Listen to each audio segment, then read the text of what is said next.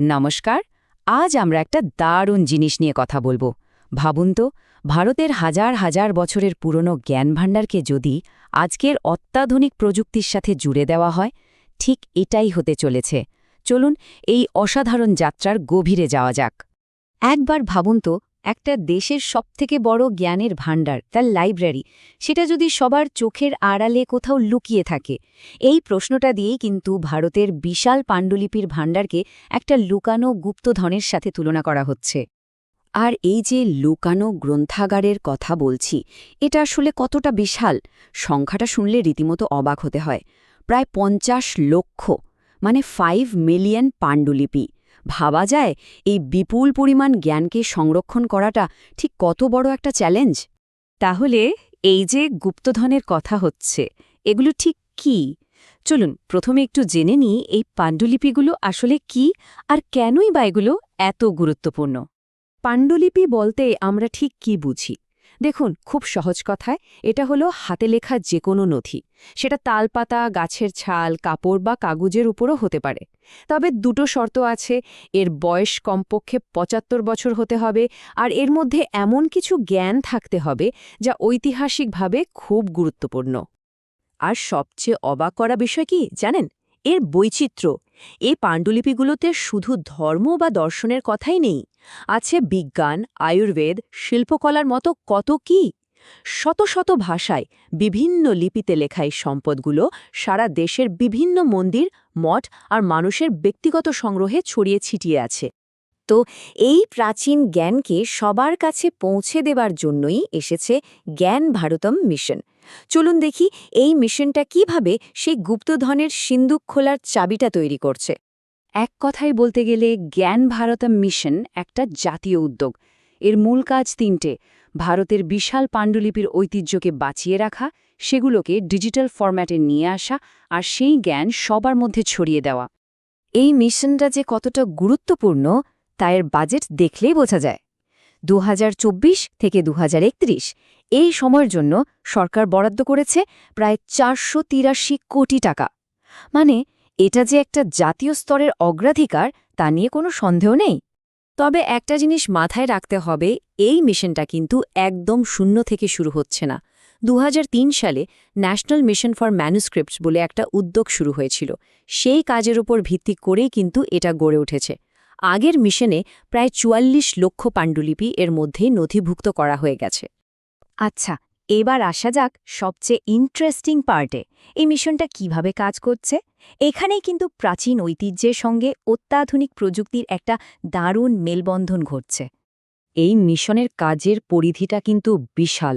মানে শুধু ডিজিটাইজ করা নয়, পাণ্ডুলিপিগুলো খুঁজে বের করা, সেগুলোকে নষ্ট হয়ে যাওয়ার হাত থেকে বাঁচানো, ডিজিটাল করে একটা অনলাইন লাইব্রেরি তৈরি করা, এমনকি সেগুলোর অনুবাদ করে প্রকাশ করার মতো অনেকগুলো ধাপ রয়েছে। প্রযুক্তির ব্যবহারটা ঠিক কতটা বদল এনেছে সেটা একবার ভাবুন। আগে যেখানে একটা পাণ্ডুলিপির ক্যাটালগ করতে বছরের পর বছর লেগে যেত, এখন আর্টিফিশিয়াল ইন্টেলিজেন্স বা এআই দিয়ে পুরনো হাতের লেখাও চিনে ফেলা যাচ্ছে। আর আগে যেখানে আপনাকে লাইব্রেরিতে যেতে হতো, এখন বিশ্বের যে কোনো প্রান্ত থেকে এক ক্লিকে সেই জ্ঞান আপনার হাতের মুঠোয়। আর মিশনটা যে শুধু পুরনো জিনিস সংরক্ষণ করছে তা কিন্তু নয়, নতুন উদ্ভাবনকেও দারুণভাবে উৎসাহ দেওয়া হচ্ছে। যেমন জ্ঞান সেতু নামে একটা জাতীয় এআই চ্যালেঞ্জ শুরু করা হয়েছে, যেখানে ছাত্রছাত্রী, গবেষকরা এই ঐতিহ্য সংরক্ষণের জন্য নতুন নতুন প্রযুক্তি তৈরি করার সুযোগ পাচ্ছে। কিন্তু প্রশ্ন হল, এত বড় একটা কাজ করবে কারা? অবশ্যই দেশের তরুণ প্রজন্ম, কারণ তারাই তো ভবিষ্যতের ধারক। চলুন দেখি এই বিশাল কর্মযজ্ঞে ভারতের তরুণদের কিভাবে সামিল করা হচ্ছে। এর একটা দারুণ প্রমাণ কিন্তু মিশনের উদ্বোধনী সম্মেলনেই পাওয়া গেছে। সেখানে ১৪০০রও বেশি তরুণ তরুণী অংশ নিয়েছিল। এই সংখ্যাটাই বলে দেয় যে দেশের যুব সমাজ তাদের ঐতিহ্য নিয়ে কতটা আগ্রহী। আর সবচেয়ে ভালো লাগার বিষয় হলো, এই উদ্যোগে শুধু গবেষক বা পণ্ডিতরাই নেই। ছাত্রছাত্রী থেকে শুরু করে বিভিন্ন পেশার মানুষ, মানে সমাজের প্রায় সব স্তরের মানুষই কিন্তু এই জাতীয় উদ্যোগে যোগ দিয়েছে।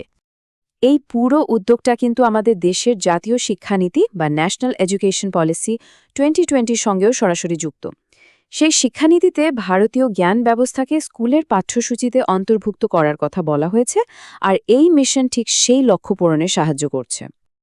এবার চলুন বিষয়টাকে আরেকটু বড় ক্যানভাসে দেখি। এই মিশনটা আসলে ভারতের দীর্ঘমেয়াদী জাতীয় এবং আন্তর্জাতিক লক্ষ্যের সঙ্গে কিভাবে মিলে যাচ্ছে। ভারত সরকারের একটা মূল নীতি হল বিরাসত অর বিকাশ। এর মানে হল ঐতিহ্য আর উন্নয়ন একসাথে চলবে। এই মিশনটা কিন্তু সেই নীতির একটা দারুণ উদাহরণ, যেখানে ঐতিহ্যকে ভিত্তি করে ভবিষ্যতের দিকে এগিয়ে যাওয়া হচ্ছে। আসলে এই মিশনটা হঠাৎ করে একদিনে আসেনি। এটা একটা লম্বা যাত্রার অংশ।